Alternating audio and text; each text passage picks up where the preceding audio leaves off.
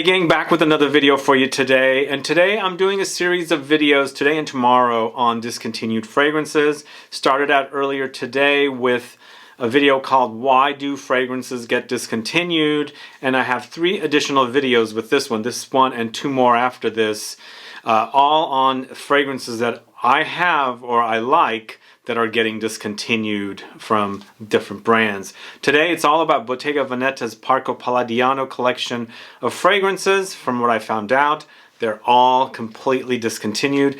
I've been wanting to do a video on the entire collection for a while now. I thought this is best time to do it because I just found out that they're discontinued. They're no longer on the Bottega Veneta USA website and the Italy website. And recently I posted a photo of these 2 fragrances, Lila and Magnolia, and someone sent me an email, not an email, but a message on Instagram with something that they had received, an email they had received from Bottega Veneta saying they're discontinued. This is a sad thing that these fragrances are discontinued. I did enjoy them, and I've praised Olivo quite a bit. Also Lauro I've praised quite a bit. And so today I'm talking about 12 out of the 15 in the fragrances, which I own 12 of them. I'm missing 3. So if you want to find out about this collection, because they're still being sold at some of the stores, but they are discontinued, and slowly they're going to, you know, once they get all purchased, they'll run out of stock and then you won't be able to buy them. So this is a good way for you to discover this collection. So I'll let you know all about the Bottega Veneta Parco Palladino collection coming right up.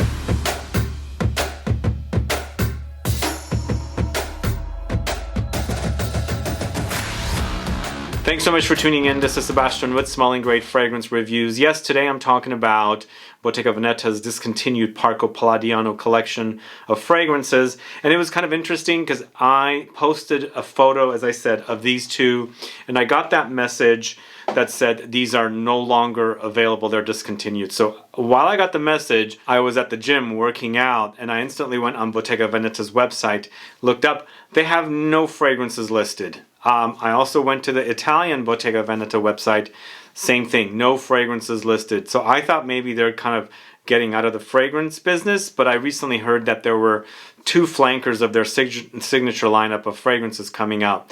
But why does Bottega Veneta remove all fragrances off their website? Which is kind of odd to me. But either way, from what I hear, these are definitely discontinued, and I'm going to let you know all about them. If anything sounds great to you, you should definitely look into them if you can. As I said, I did see them at Neiman's and Saks, so they're still selling, and there might be some at discounters as well. So I'll get to all 12 of the ones that I have from this collection. But before I do, if this is your first time tuning into the channel and you still haven't subscribed, please do click the subscribe button below, and also click the bell so that you'll be notified for future videos and giveaways. So how many of you is a fan of Bottega Veneta's fragrances, and how many of you are a fan of Parco Palladino collection of fragrances? I first discovered this collection once I learned online. I went to the boutique here in San Francisco and I discovered several of them.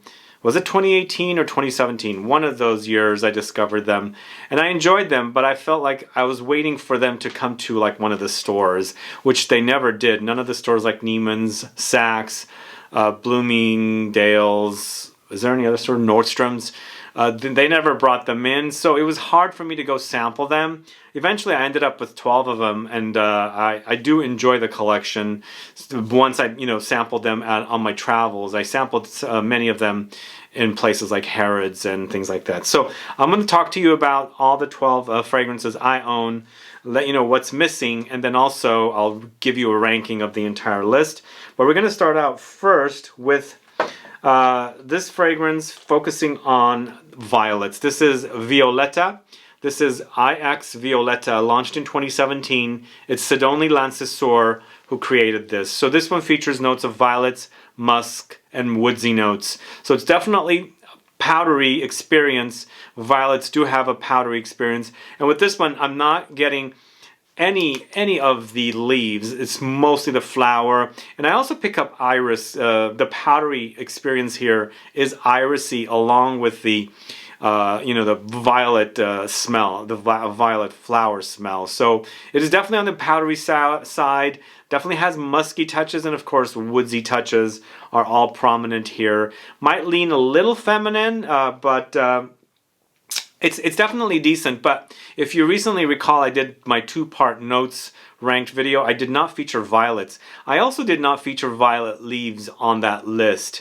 I do have a updated list coming out soon of all the missing notes. Stay tuned for that for this Saturday. But I think I need to explore violets, as I don't find them too exciting as a flower. I mean, there are some fragrances that I enjoy with this note, but it doesn't call me too much. That's why this particular fragrance is not calling me too much. But, you know, if you like powdery violet fragrances, definitely check this one out. So, Violetta from Bottega Veneta from the Parco Palladiano collection. So, another one that I have spoken about on the channel before is this one called Cipresso for the cypress tree. So all of these fragrances, you know, have a name of either a flower or a tree or something. So this particular one focuses on the cypress, and it's given that they would create one because I know Italy and Tuscany has lots of cypress trees, and I really do enjoy the smell of cypress trees. Like, you know, when you're walking near them and you get close to them, there is a kind of a very interesting aromatic, slightly spicy, a little bit ozonic, woodsy kind of a smell that I quite like. And they have really captured this one. If I didn't say the name of the perfumer for Violetta, it's Sidonie Lancesseur, but Cipresso is Alexis Dadier. So I think it's a he, created this particular fragrance, which came out in 2016. So this features notes of cypress leaf, salt, pink pepper, juniper berry, coriander, ginger. So in the end, it's a green experience, but very woodsy. There is that kind of slightly salty, ozonic kind of quality in there, but you do have lots of woods and green touches. But, you know, eventually it becomes spicy, woody, warm. There might be some light ambery touches in the dry down as well. But a great woody experience. If you like the smell of cypress, and I think I have a video on the channel of this with Guerlain's cypress and then also Acqua di Parma's cypress. So I discussed them and how they compare with one another. You can go catch that if you like the smell of cypress. But I think this is definitely a solid release. I like this kind of green woody experience. So this is a good one for me in my particular love of different styles of fragrances. So Cipresso from Bottega Veneta's Parco Palladiano collection is definitely one for you to try. So I've spoken quite a bit about this particular fragrance, and I actually have a full review of it on the channel as well. And I've actually turned it on to Dahlia, who guests on my videos quite frequently, and she really fell in love with it as well. This is called Olivo. So it's inspired by the olive tree of life, apparently. And this came out in 2018, and the perfumer is Amandine Clerc-Marie. So I've always wanted a fragrance inspired by olives, the olive blossoms, the tree. It's something that I really love. I love olive oil. I use it daily, on a daily basis. I love its bitter green kind of flavor, and I've always wanted the actual tree captured in a fragrance.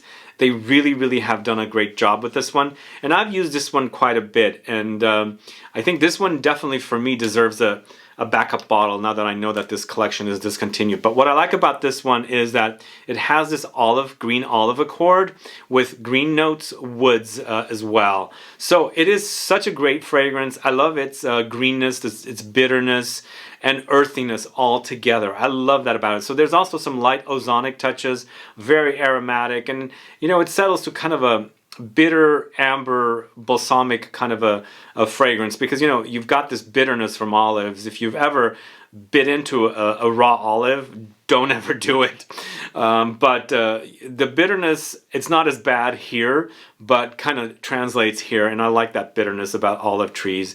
I just think that olives have a great smell, and they've done a great job here. Even though we're not really smelling real authentic olives, they're actually giving us an accord created with different notes. I think it's a great inspiration for someone looking for an olive fragrance. So this is Ex Olivo. You know, all of these have numbers. I'm not going to read the numbers to you, but definitely highlighting the olive here, the olive tree of love, life, with this particular fragrance from Bottega Veneta. This is most likely going to be my favorite fragrance in this collection when I end up doing the ranking at the end. The next one I'm going to talk to you about is Azalea here. So I've never seen an azalea fragrance, azalea focused fragrance, or is it also known as a rhododendron? I haven't seen a fragrance focusing on this flower. So This is a kind of a surprising fragrance to me. It's once again is created by Alexis Dadier. He's created 2 in the collection of fragrances I'm speaking about today. And this came out in 2016. It features azalea flowers, vanilla, and chestnuts.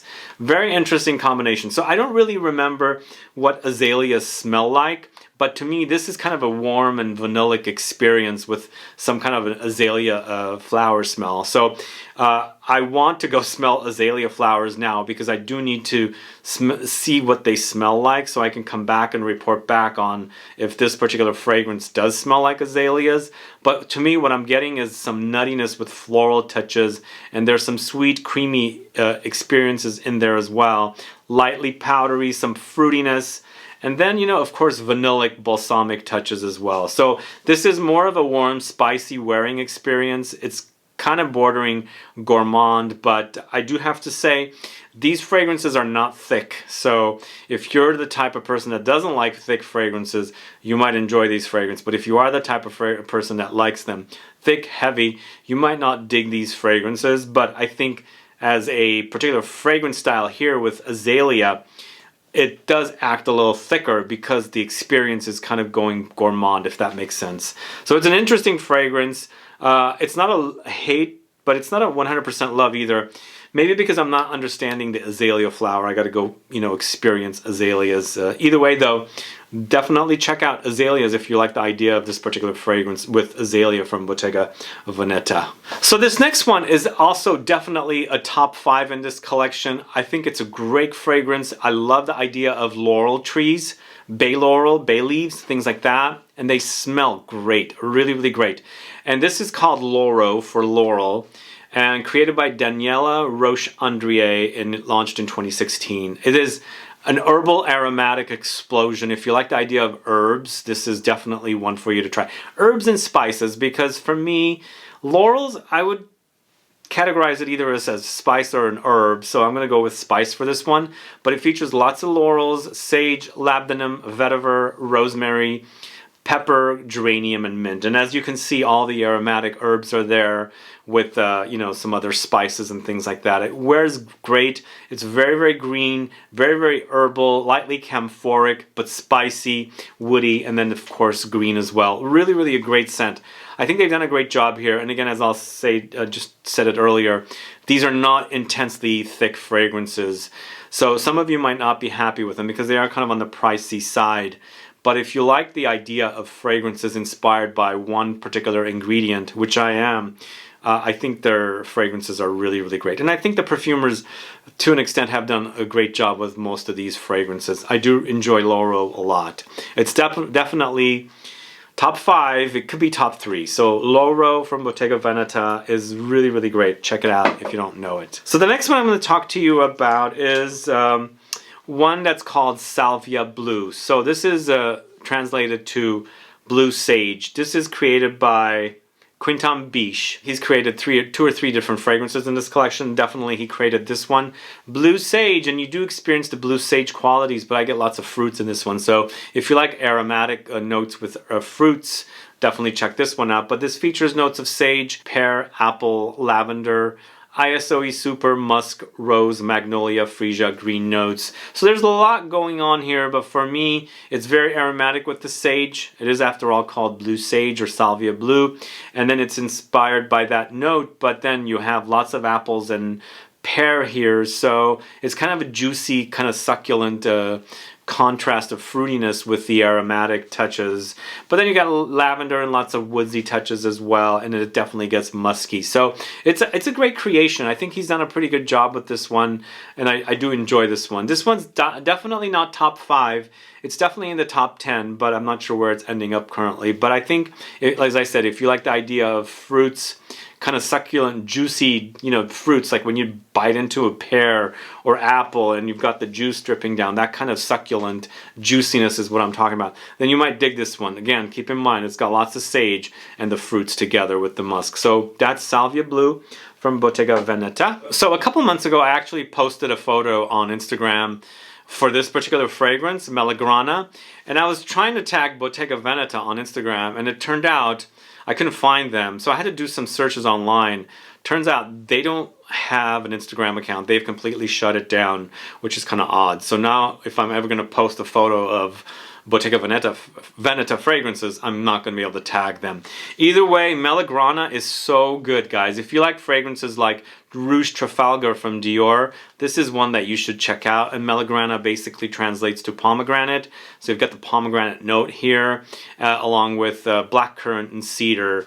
Did I say the name of the perfumer? It's Sidonie Lancesseur. So this is a fruity wearing experience, but very fresh. Some spicy touches come in. There's some tartness here. It's the fruits that are tart. You do experience the tartness, and of course it does get woody along, you know, on its dry down as well. I think there's not much more I should explain about this one. I did mention that it does have similarities to Rouge Trafalgar, and I think if you like that kind of a scent, this fresh, fruity, tart, juicy kind of a fragrance experience, then definitely check out MELAGRANA from Bottega Veneta. I think it's a great creation. And I think MELAGRANA came out before Rouge Trafalgar, 2018, and Rouge Trafalgar came out late 2019, early 2020. So definitely that one was here first. So this next one is another fragrance created by Quentin. This is Quercia. And it basically translates to oak tree. So this one was launched in 2018, and I'm surprised at how good this one is. I'm not the biggest fan of, I guess I don't really see a lot of oak as a note in fragrances, but I think he's done a pretty good job here with this one, and I do enjoy its oaky qualities. So it's got lots of oak, black pepper, cashmere wood, olibanum, and labdanum. So it has some, you know, resinous balsamic touches, but in the end it's lots of woods with spices and, you know, some synthetic molecule, cashmere wood or cashmeran, and so that has these kind of ambery, kind of musky qualities. In the end, it's a very woody, ambery experience, and definitely musky and spicy. So again, as I said, oak is not a note that comes up a lot in fragrances. It's kind of rare here. I don't know why, but I'm quite enjoying oak here in this particular fragrance. I think it's a good one. So Quercia from Bottega Veneta is definitely a great scent. Check it out if you don't know it. All right, this next one is actually really great, and I'm thinking that this collection has some of the better green fragrances. This is another one that I really like. This is called Quadrifoglio. Basically translates to four-leaf clover. So a fragrance inspired or utilizing notes that are similar to the four-leaf clover. This came out in 2018. It's created by Aurelien Guichard. He's got a perfume brand now. He's Matière Première, I think is what it's called. But this he did a really great job in. I do enjoy this greenness, this freshness, and spicy aromatic touches with this one. And it's got loads of basil, green leaves, bergamot, and incense. So again, all the fragrances here are not thick. So if you are into those thick, heavy, dense fragrances, these might not be it for you. But if you like them classy with, you know, unique notes and fragrances that the fragrances are inspired from, then I think this collection will do it for you. But sad it's discontinued, so if you have a chance, check them out before they completely run out. As I said, I don't see them on their website anymore, whether I'm on the USA website or the Italian website. But again, this is a very green, fresh wear. Lots of freshness here with its green herbs and green leaves notes. Of course, it does get spicy and aromatic and herbal, but the citruses do come in, and then of course some woods and amber as well. I really like this one. So that's Quadrifoglio from the house of Bottega Veneta. The next one I'm going to talk to you about is Neroli. And you know, Neroli, I'm a fan of Neroli, and this does not disappoint. I'm surprised I haven't spoken a lot about this one because it really has this great clean soapy quality about it. This came out in 2017, and it's created by perfumer Mylene Alran, who I've never heard of before, but this features notes of Petitgrain, Neroli, orange blossom, and woods. Again, this is using 3 notes from the same tree. Petitgrain from the bitter orange tree, the leaves. Neroli from the same tree. Orange blossom from the same tree. And again, Neroli, orange blossom, using the same flower, different way of extracting its oils and things like that. So they're called different, but it's the same flower in the end. And it's a great fragrance. It's very citrusy, but lots of citrus florals, lots of citrus white flowers with green notes. Green touches come in a lot. thanks to the Petitgrain note. It's this bitter green, citrusy, woody smell. And then of course it's got this freshness, this spiciness, and it gets soapy. I love that about it. It's clean. It's really, really clean, but also very, very woody. I think this is really, really solid. It's definitely in my top 5 from this collection. So Neroli from Bottega Veneta, definitely recommended. All right, these are the 2 fragrances I recently posted on Instagram, Magnolia and Lila, that I was messaged about how this collection is discontinued. So these 2 fragrances are both created by Michel Almerac, and I'll tell you about Magnolia first. Magnolia to me is great. It's a fresh floral fragrance. It has white flowers. It's very, very floral and musky. It does remind me of Apogee from the house of Louis Vuitton, which that's not discontinued, but sadly this one is. But if you like it fresh and floral, definitely check this one. But leaning green, because we've got some green floral touches in here. This has loads of magnolia, green notes, lily of the valley, musk, grapefruit, bergamot. So there is that little bit of a bitterness in here, zinginess from that grapefruit note, but it's all magnolias. And to me, magnolias in the hot, humid heat, when you smell them, you smell like a lemony essence in there, like a white flower lemony essence. And that this does have some tartness to it. I really like that about it.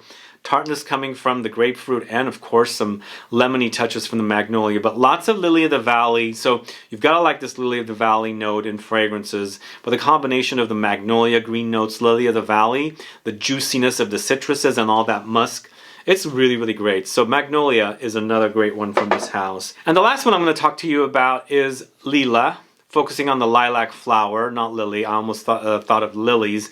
But no, this is all about lilacs. Another flower that's kind of maybe a little too mature flower for a lot of the younger generation. But I think what Michel Almerac has done is bring it to the modern days.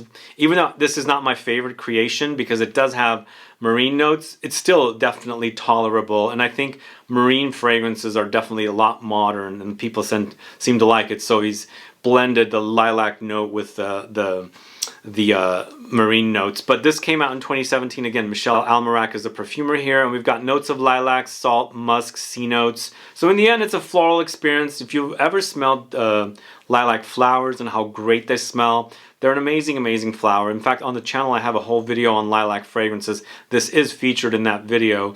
Go check that out if you like this flower. They come out in the spring. For about 2 weeks, you can get the flowers and then they're completely gone. And they do smell amazing, you know. But this is very floral. It's got saltiness and it's got lots of marine touches. So the smell of the sea is here. Nicely contrasted with lots of lilies. So you do get that quality. But there's, you know, lots of muskiness throughout it and green touches. And there are, you know, little hints of powderiness and some softness and some aromatic touches. I think it's a good scent. I just don't care for the marine touches as much, so it's not my favorite lilac fragrance, but when I'm smelling the lilac part of this fragrance, I really enjoy this fragrance. So Lila is the last fragrance I'm going to talk to you about from Bottega Veneta. Alright, as I said, there's a total of 15 fragrances in the collection. I only have 12 of them here, and the ones that are missing from my collection are Rosa, Castagno, and Pera. Rosa, of course, is rose. Castagno is the chestnut. What is Pera? I did not look that up, sadly. Can you let me know? Put a comment down so I can find out. So if I was to rank this particular list, here's how the list would go.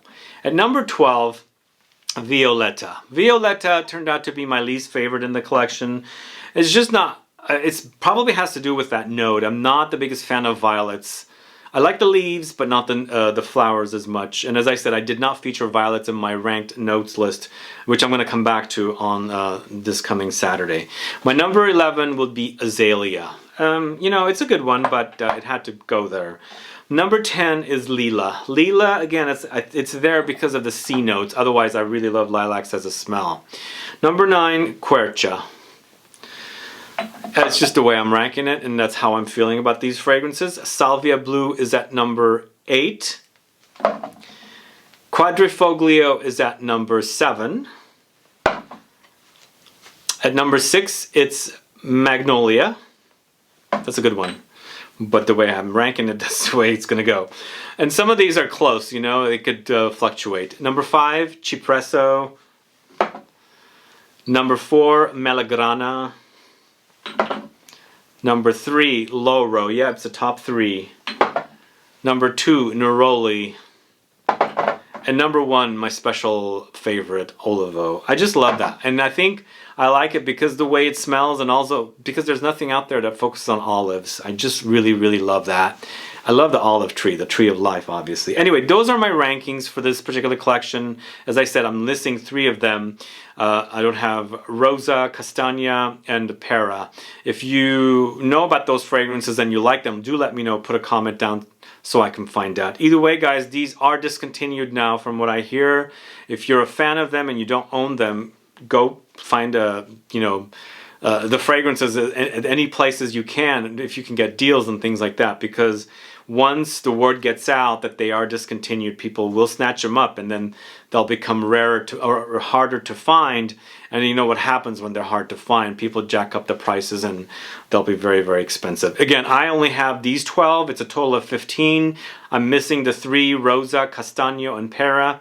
Maybe I should get them. Again, please let me know if you like them. And also let me know if you're a fan of this ones that I have, and what do you think about them. And from the ones you have, how would you rank them? And from all the ones you've smelled, how would you rank them? Let me know. Put a comment down. This is my current ranking. Some of them do fluctuate.